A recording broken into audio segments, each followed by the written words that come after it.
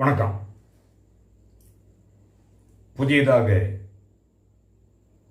தமிழக முதல்வராக தேர்வு செய்யப்பட்டிருக்கும் மாண்புமிகு விஜய் அவர்களுக்கு கிரைம் டுடே தமிழ் சார்பில் நெஞ்சார்ந்த வாழ்த்துக்களை தெரிவித்துக் கொள்கின்றேன்.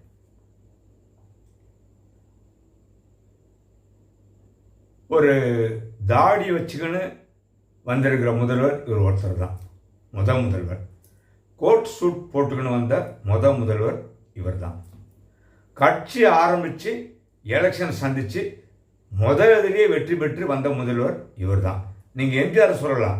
எம்ஜிஆர் எப்படி சொல்லலாம்? திமுகவில் இருந்தவர், அரசியல் தெரியும் அவருக்கு. திமுகவில் இருந்து தான் வெளியே வந்து கட்சி ஆரம்பித்து வெற்றி பெற்றார். இவர் அப்படி இல்லை, சுயமாக கட்சி ஆரம்பித்தார், ஜெயிச்சார், வந்தார். அதாவது ஒரு 30-35 வருஷம் இருக்குன்னு நினைக்கிறேன்.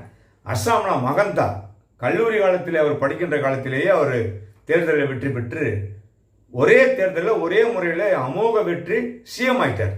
அவருடைய பொருட்கள் எல்லாம் கல்லூரி ஹாஸ்டல்லேருந்து வண்டியில் எடுத்துன்னு போனாங்க.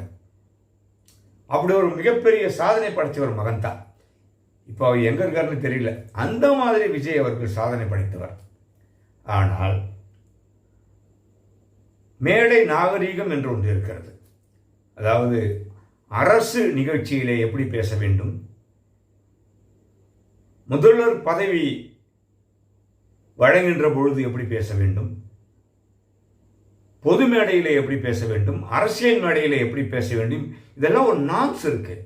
இதுக்கெல்லாம் ஒரு வரையறை இருக்கு. அதெல்லாம் முதல்வர் விஜய் அவர்களுக்கு தெரியல.